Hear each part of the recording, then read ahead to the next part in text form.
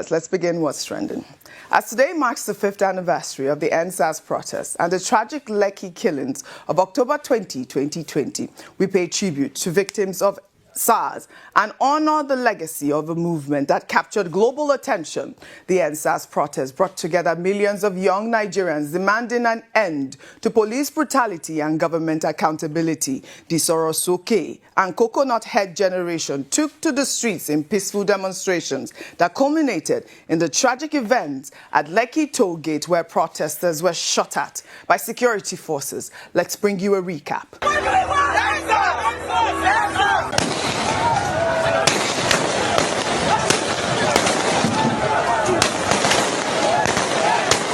Our top story at this hour is our central story that is still developing and unfolding tonight. Sounds of gunfire have exploded on the streets in Nigeria's commercial capital, Lagos, as troops open fire on protesters there.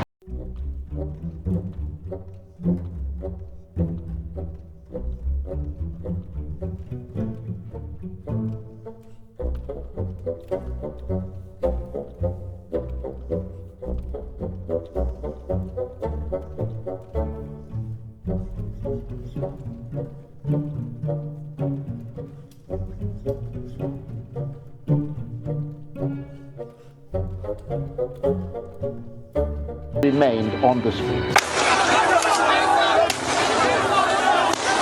Never slow up, no I don't take shit. I got no love for the fakeness. If you wanna play tough and wanna hate this, I'll always show up.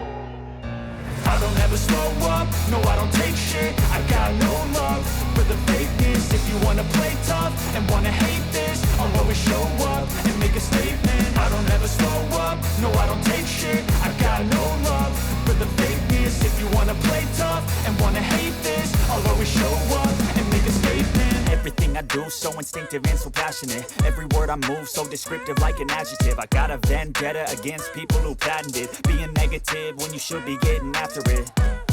I got facts over tracks, this and that. Spitting slow, spitting fast. I could roast, I could gas. Think I'm okay at last, but I don't know if that can erase all the past. And the pettiness, a reflection of the emptiness. Hilarious, you think you're worth my time, you're delirious. Mysterious, because you hide behind a fake exterior. Inferior, you know I'll always be a bit superior. Get off of me, this ain't no humble brag. I want you to hear words you can say. 17 male protesters and 1 female had just been taken away in a Black Maria by the Nigerian police force here in Lagos State at the Lekki toll gate. The protesters said they are here for a memorial on behalf of those who lost their lives during the NSAS protest 4 years ago. They said they have the right to do a memorial for their beloved ones who they lost while agitating for a better country. Look at Lagos, ladies and gentlemen, look at over there. Look at Lagos is on fire. They're blocked everywhere. Despite video and pictorial evidence, the Nigerian army has denied opening fire and killing peaceful NSAS protesters at the Lekki toll gate in the nation's commercial capital, Lagos.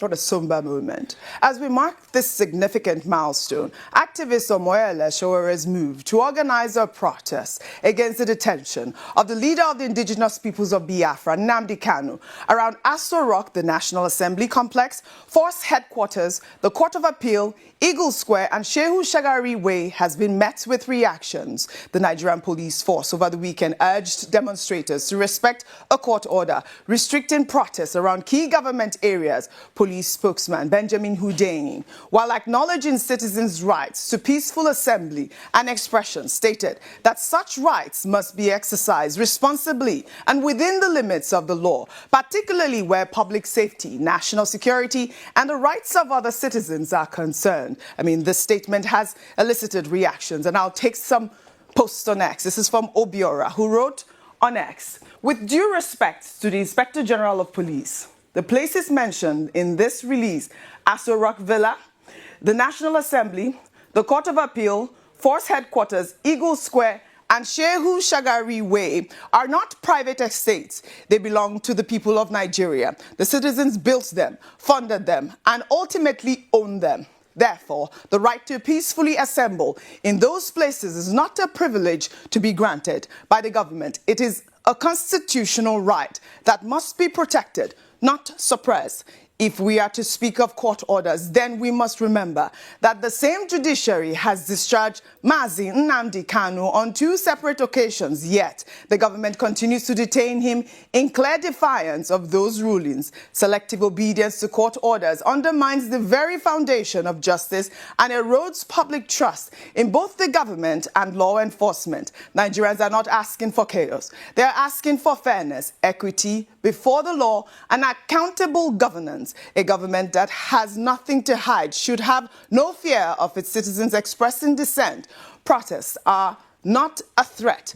They are feedback, a mirror reflecting issues that require urgent attention. It is a sign that all is not well in the land. True leadership listens, not silences. The strength of any democracy lies not in the number of armed officers deployed to suppress voices, but in the courage of those in power to hear uncomfortable truths and act justly. Another ex-user wrote, "This statement from the Nigeria Police Force is a welcome reminder that the rule of law must guide every action in our democracy. Upholding court orders is crucial for maintaining order and preventing chaos. However, it's equally important that law enforcement officers carry out their duties with professionalism, restraint, and respect for the constitutional rights of citizens to peaceful assembly and free expression. Peaceful protest remains a legitimate democratic tool for citizens to express their grievances, provided it is conducted responsibly and within the law. The police must therefore balance firmness and fairness, ensuring that while security and public order are protected, voices of the people are not unjustly silenced. Ultimately, both the citizens and the police share a common responsibility to ensure peace, justice, and respect for the Constitution to prevail in our nation." I believe that's what the ex-user is trying to say, Rufai. We know the NSAS movement, represented a defining moment for Nigeria's youth, a generation that, leveraged social media and organized this protest that captured international attention. It is quite, glaring at this moment that the rule of law has to prevail in the land. And, I do admire activist Omoyele Sowore for actually tying in this protest with the injustice as it seems. Rufai, your comment, and I'll come sit with you. I mean, it's apt to protest when people have grievances. That's why we have a democracy. Yeah. And that's why I condemn any form of, military government. Correct. Because it's a democracy, people can protest. But in a democracy, when people protest and you stifle their voice and you kill them, it makes us get sad and even question if what we're practicing democracy. And you see, I'm particularly miffed by the way they've started to stifle protests. Just this morning, what happened? Omoyele went out with people to protest, and the next thing, tear gas. Daily Trust was reporting live bullets, live rounds being fired. Is this how to go? The same people that shut this country down for 2 weeks, Jonathan did not go after them like this. A lot of the people that protested Occupy Nigeria morphed into what is the APC today. We saw how they had a series of protests then. Were these not the same people that protested and put Jonathan's head and call him all sorts of names, Jonathan Haram and everything? Did they stifle their voices this way? So this high-handedness we practice in the name of democracy will not get anywhere. You remember the first anniversary after NSAS, that Femi had to stand tall with the police officer. People were tear gas. Mr. Macaroni was packed up in a bus. People must have a right to protest. What are they protesting for? Nnamdi Kanu. People have talked about a political solution all this while. Because while you talk about Nnamdi Kanu, what he did is unfair, you are also seeing a lot of heinous crimes being perpetrated by bandits, and they're having peace meetings. But in this country, some people have more power over the others. Like I've repeated, they have not said everything Nnamdi Kanu did was good. I disagree with some of most parts of his advocacy. But what you cannot deny, Nnamdi Kanu, are people not being marginalized in this country? Are people not being killed in this country? So as long as that is happening and you don't have a level of fairness, then you're saying people should not talk? So I keep asking, which kind of democracy do we even practice? When it suits them, they talk. When it doesn't suit them, they go the other way. So please, people should be allowed to protest. Police should be there to protect them. I remember the famous protest when Chuba Okadigbo and Buhari went to protest in Kano that they refunded them. That was where Femi Falana went to court and he got that judgment. You shouldn't stifle protest. But what do we see? We see always attempt to stifle protest. What was the need going the way of tear gas canisters and the likes? What was the need? And you see, in any democracy, there must be protest. That's why the Americans are speaking up. Yes, speaking about no kings. Yes. And we must not have kings in this country. They say they should not go around the people's house. Mm-hmm. It's the presidential villa, not the people's house. No, in other parts of the world, don't people go to the White House? Mm-hmm. And the president will even take them on tours. Right. But you can't do... See this country... All right. Well, speaking about that and speaking about stifling protests, you just mentioned no kings. Speaking about protests in the United States, millions of people attended protests over the weekend against President Donald Trump's administration in the second rounds of No Kings demonstrations across all 50 states. The widespread rallies aim to broadly reject what organizers describe as Trump's increasingly authoritarian agenda. The protests, which originally began in June, follow sweeping ICE raids and troop deployments in Democrat-led states. The protests come against the backdrop of a federal government shutdown, with GOP lawmakers and the White House in a standoff with Democrats. My son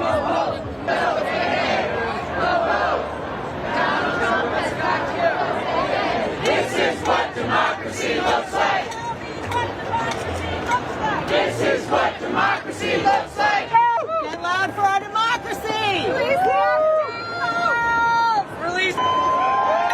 Bimbai, look at that. It is reported that about 7 million people participated in the protests. Trump and Republican leaders have labeled the protests as anti-American. However, we saw states like Idaho, a deeply conservative state, turn out dozens of protesters. The scale and organization of these demonstrations reflect deep political divisions in America, with citizens exercising their constitutional rights, even as political leaders debate the legitimacy and impact of mass protest on governance and national unity. You didn't see where they tried to stifle this protest. Across all 50 states, yes, we saw some police out there, but this is the constitutional right, Vimbai.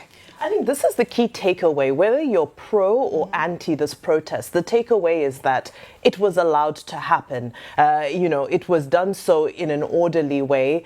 We yet to hear, reports of skirmishes with the law enforcement officials and so forth. And this is in essence what people are saying. People are saying that whether you stand with us or whether you don't agree with our cause, we should still be allowed to express ourselves in a free way and in an orderly and secure way. Now, for me, what's happening in America is something that I've drawn parallels with Nigeria on several occasions, especially because we exercise the presidential system of governance. And of course, we know what the tension that's currently happening between the center, the federal center, Donald Trump, and opposition states, with regards to security issues, with regards to a number of other ideological differences. And now this is culminating in people coming out to say, well, we feel that this government is becoming increasingly authoritarian and we disagree with this. Of course, the response from Donald Trump is that, well, all of this is sponsored,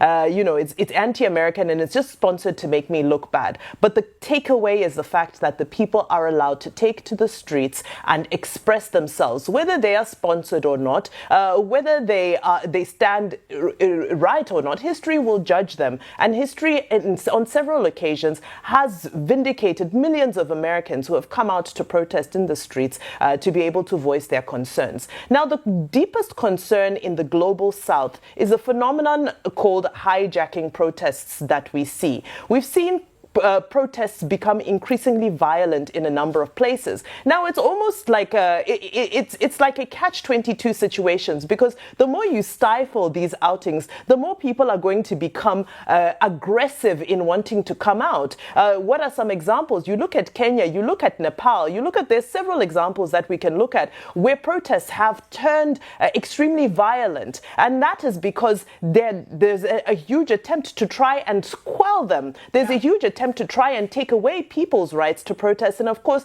the outcome of that is violence. I hear in Abuja a number of people have been arrested this morning. That's besides the tear gas and the bullets that are flying around. And I just say, why can't we just trust our security services to ensure that protesters are kept safe, that they stick to whatever demarcated area has been allotted to them? That's most importantly. And number two, it does not need to degenerate. This narrative of protests being hijacked is an unfortunate one, and it needs to be brought to an end. And it's up to the police to protect protesters so that it doesn't degenerate and it doesn't get hijacked by those other people who have their own agendas. Well said, Vimbai. And you know that I believe Omoyele Sowore was saying that he hasn't been served any court order at the moment. So, we're waiting to see the developments of the story. And I see an annual celebration for the Igbo people, most notably in the community of Onitsha, celebrated by the monarch and their subject. The festival marks the end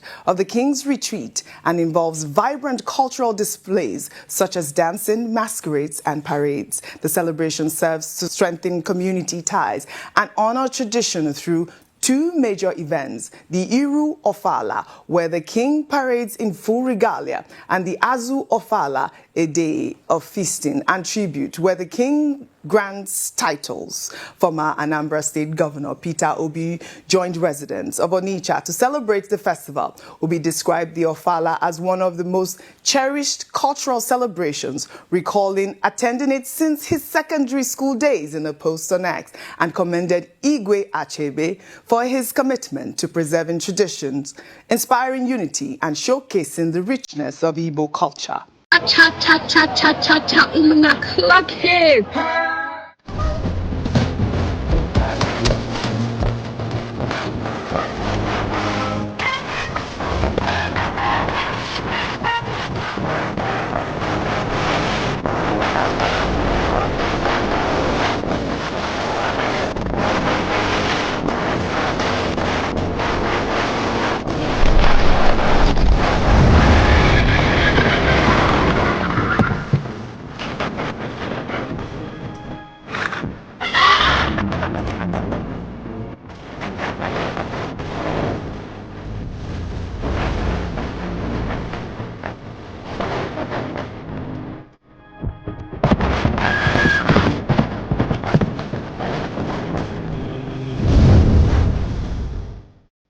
Well, we know that the Ofala Festival, which we covered, was set to attract over 500,000 visitors annually and showcasing, I believe this is the 23rd one, it is showcasing Onitsha's heritage while representing royalty, spirituality, and the continuation of year-long traditions. I mean, I loved the videos that we had. I mean, it was trending online. Arise News was there to bring it live for our viewers.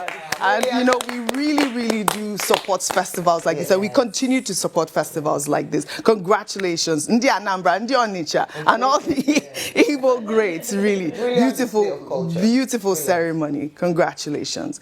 We will bring you guys up to speed. We'll take another story now from Anambra State, where our colleague, Arise TV anchor, producer, and reporter, Somi Maduagu, was laid to rest this weekend. The funeral service was held at St. Teresa's Catholic Church in her hometown of Agulu, Anocha local government area. Somi's tragic death after an armed robbery attack at her home in Abuja last month drew extended family, friends, members of Arise News family, and well-wishers from across the country. Also present to pay his respects was former Labour Party candidate and former Anambra State Governor Peter Obi, who is also from Agulu. Let's take a look.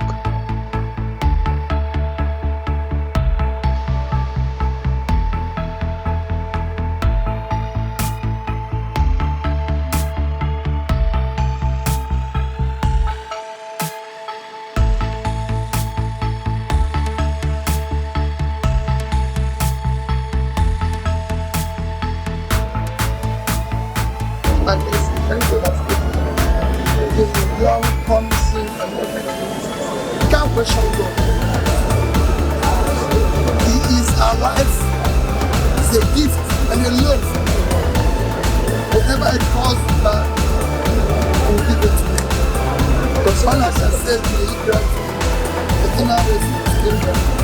Grant the family the fortitude, and all of us the fortitude to bear this very, very sad situation.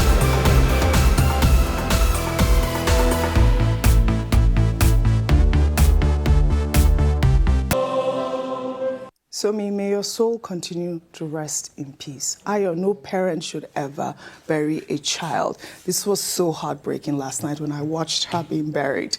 Your thoughts? You're absolutely right. It's very, very sad, and our continuous condolences are with the Maduagu family. It's a difficult thing for any parent. You saw her siblings there, her sister Divine, her brother Osi there.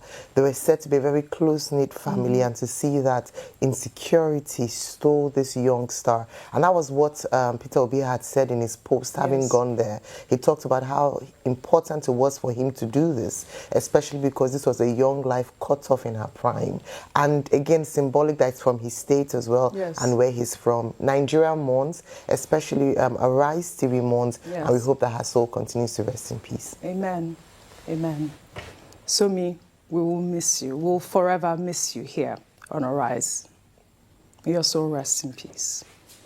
Well, let's now turn to disturbing allegations contained in a video that went viral over the weekend featuring Nollywood actress Regina